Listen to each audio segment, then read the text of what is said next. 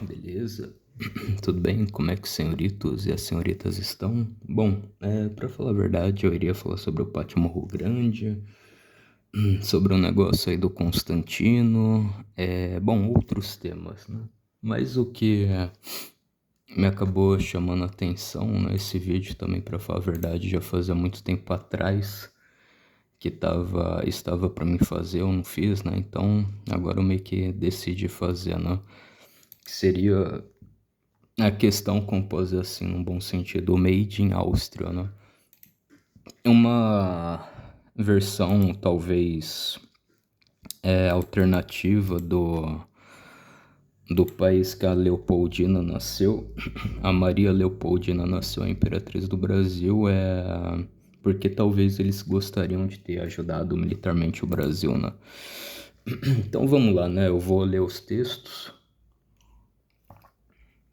Eu vou lendo os textos conforme abaixo e vou fazendo alguns comentários, né? Enfim, então vamos lá.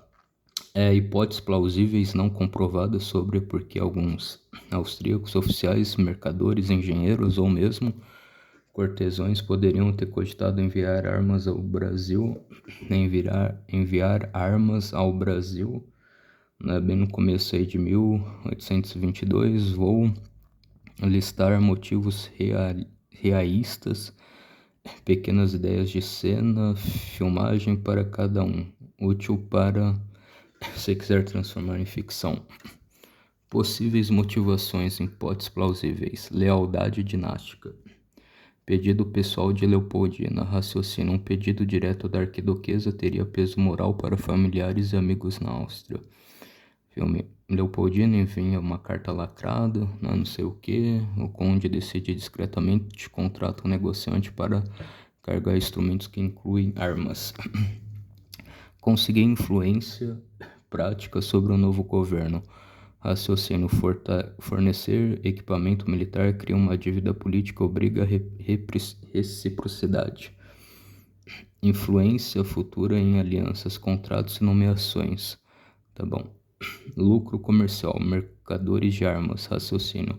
Fabricantes comerciantes de armas iam na América do Sul, mercado em expansão. Isso é óbvio, né? Vender é negócio, não ideologia. Sim. Contatos privativos e mercenários, raciocínio. Agentes privados poderiam recrutar veteranos e vender serviços ao Brasil. O Estado não mandou tropas, mas soldados europeus foram contratados como intermediário. Mas que eu saiba que foi muito mais arma que talvez eles mandaram, né? Arma made in Áustria, né? Arma garrucha, canhão, pistola, né? Essas coisas. Contra-equilíbrio e outras potências, obviamente, essas aí, né? Alguns austríacos temiam que a influência britânica ou francesa se tornasse dominante no Atlântico. Um apoio oculto limitava esse poder. Transferência de saber engenheiros e artilheiros. Oficialmente, consultores científicos, engenheiros, isso que eu não entendi, né?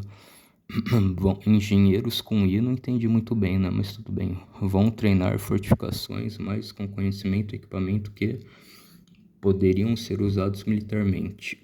Ok, prestígio pessoal, glória militar, raciocínio. Oficiais frustrados pelas guerras napoleônicas buscavam novas campanhas para a reputação. Apoio ao novo império seria aventura Lawrence.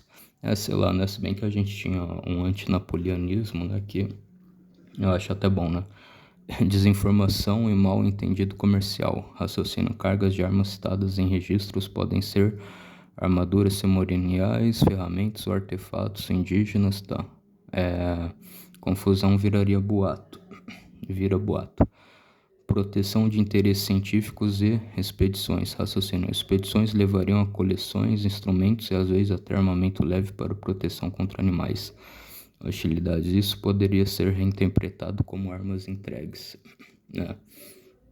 Ação clandestina para garantir rotas comerciais. Raciocínio. Grupos privados poderiam armar navios ou milícias para proteger caravanas de rotas e comércio nos primeiros anos de Estado.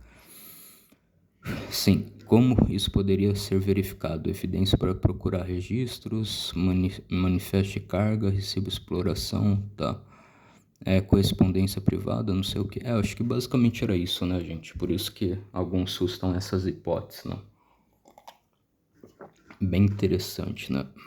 Agora vamos lá. A Áustria queria estabilidade dinástica, não caos. O chanceler Clemens von Metternich, que mandava na política externa austríaca, era obcecado por equilíbrio e ordem depois das guerras napoleônicas. Ele detestava as revoluções e movimentos republicanos, mas aceitava independências monárquicas se elas mantivessem a hierarquia tradicional. Para Metternich, o problema não era a independência em si, era o republicanismo. Exato, né? Peraí. Desculpa, gente.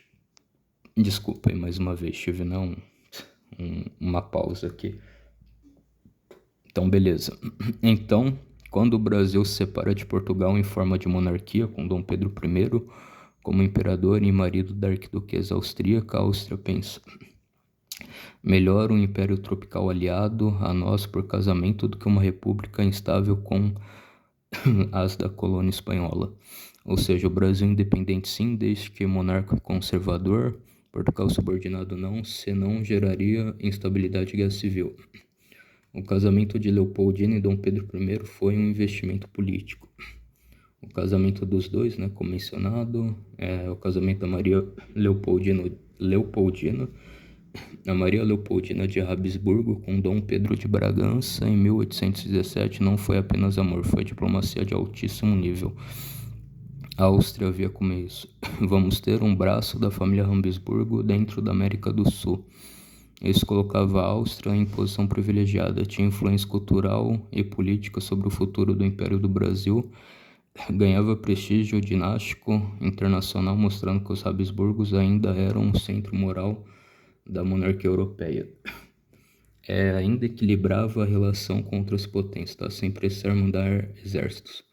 Então, se o Brasil se tornasse independente com a Leopoldina como imperatriz, isso não enfraqueceria a Áustria, fortalecia sua rede familiar global. Exato, né? A estratégia de Metternich é Metternich, neutralidade amistosa. Metternich decidiu adotar uma política de neutralidade benevolente em relação ao Brasil. Nem apoiava ativamente com a separação, nem condenava, apenas observava, mas nos bastidores tudo indica que ele preferia ver um império amigo estável na América do que colônias em revolta. Exato. Razões: evitava influência napoleônica na Península Ibérica, continha o liberalismo revolucionário que veio crescendo no velho continente, mantinha boas relações lá com eles lá, né? E também apoiava o reconhecimento do Brasil Império por motivos comerciais. Tá bom. O Brasil independente ajudava a moral monárquica do século XIX, né? Acho que é isso, né? A Europa, o velho continente de 1820 vivia o medo do efeito dominó das revoluções, as colônias espanholas estavam se tornando repúblicas e isso preocupava os reinos europeus, mas o Brasil diferente proclamou a independência sem guilhotina, sem república e sem medo da monarquia, sem a queda da monarquia, né? Isso era um exemplo aceitável do sistema europeu, Santa Aliança, Áustria, Prússia e Rússia. Um novo império legítimo para um casamento real sem derrubar a ordem monárquica, um caso limpo que não ameaçava o status quo. Assim o Brasil virou um modelo monarco tropical, um filho rebelde, mas educado. A Áustria não queria a desordem da separação, mas aceitava e até simpatizava com a independência monárquica não republicana, liderada por um Bragança casado com Habsburgo, alinhada com a diplomacia conservadora do velho continente. A Áustria que preferia um Brasil independente monárquico a um Brasil subordinado e revolucionário. Exato, né? Então por isso que eles também mandaram armas, né? Por mais que alguns acham que não, né? Made in Brasil, né? Bom, deixa eu ver se tem mais coisas. Tá, deixa eu ler então aqui embaixo primeiro. A relevância, não sei o que, tá, missão científica austríaca no Brasil, levou Glas, Raffen, Haber, Kunich, não sei o que, vidros, armas, vinhos, para o Brasil em 1817. Importante, a RAF aqui provavelmente refere-se a produtos manufaturados. Comércio, artigos de importação, não necessariamente armamento militar enviado para a participação em guerra. Um estudo sobre soldados mercenários no Brasil menciona que a cada momento houve anúncio de mercenários europeus após 1822, mas sem indicar que a Áustria como estado tenha enviado... tropa não enviou mais arma, né? Um acervo do Naturist Museu Wien, notas detalham que já mencionada expedição de milhares de objetos etnográficos de armas indígenas para Viena, ou seja, armas que estavam no Brasil e coletados e levados como artefatos, mas não enviadas à Áustria para o Brasil, ok. Conclusão refinada. Confirma-se que o interesse austríaco no Brasil não era fortemente científico, diplomático e comercial. Naturalistas, expedições, alianças ginásticas. Tanoche prova que mandou armas militares, canhões ou tropas organizadas em apoio à independência. Tá? A menção de Raif é interessante, mas o contexto indica exploração, exportação comercial, manufatura, tecnologia, não propriamente operação militar. Há relatos de contradição de mercenários e formação de tropas para a origem europeia, tá? Mas isso não indica intervenção estatal oficial. Ok, mas, né, temos mais algumas cositas, né, mais algumas coisas. Pera aí. Vocês ainda estão comigo aí? Enfim, Leopoldina era arquiduquesa da Áustria, filho do imperador Francisco da Áustria, educado politicamente na corte dos Habsburgo. Em 1822, casa com Dom Pedro. Quando Dom Pedro estava ausente, ela atuou como regente do Brasil, convocou o Conselho de Estado. Em 2 de setembro, esteve diretamente envolvida na deliberação da independência. Ok, sua ação diplomática e política foi importante para o reconhecimento externo do Brasil independente. Exato, né? Algumas fontes mencionam que as cores da... exatamente isso. Até hoje o amarelo na nossa bandeira é por causa da casa da Habsburgo, né? Da Leopoldina, né? Enfim, não achei documentos todos sólidos que dizem que a Áustria enviou armas, canhões, tropas, tá? Eu acho que é muito mais armas e canhões, né? Para apoiar militarmente o processo de independência do Brasil.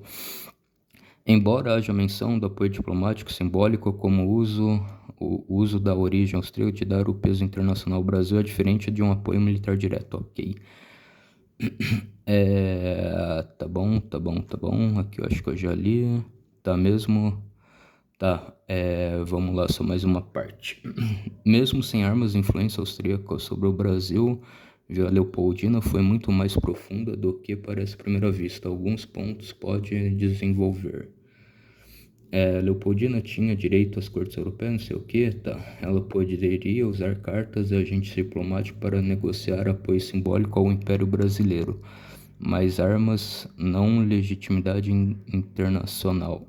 Não era tão ou mais importante que a pólvora. Em termos políticos, a bênção do velho continente era arma invisível. A Áustria, como império, avançava em metalurgia, artilharia, engenharia militar, vide o Arsenal de Viena. A Leopoldina poderia ter trazido conhecimento técnico, engenheiro, cartógrafos, matemática, ajudassem o Brasil em informações de oficiais ou fortificação. Aqui parece um mito plausível. Ela trouxe o saber das armas, mas não as armas em si. Também tem isso, né? O imaginário das armas de Viena. Alguns cronistas, não sei o que, sobretudo românticos, gostavam de exagerar na nobreza de origem de figuras internacionais. A ideia de armas austríacas pode ter surgido armas austro-brasileiras, né, como metáfora para poder alinhado de forma de engrandecer a figura da Leopoldina como uma mãe armada da pátria. No romantismo, armas poderiam significar brasões, poder, autoridade, não sei o que. Então é exatamente isso, gente. Mas eu acho que, tipo assim, eles mandaram de forma escondida quando a Leopoldina meio que pediu, né? Que a gente não iria aguentar o tranco de uma só vez, né? E também para eles fazerem isso pra gente, não como posso dizer assim, não acatarem aquilo que o nosso velho colonizador falou, acho que isso demonstra muito mais coisas, né? Mas enfim, fiquem todos na santa paz de Deus, um forte abraço, fui, tamo junto, falou, passou a régua, até mais, fui, tchau.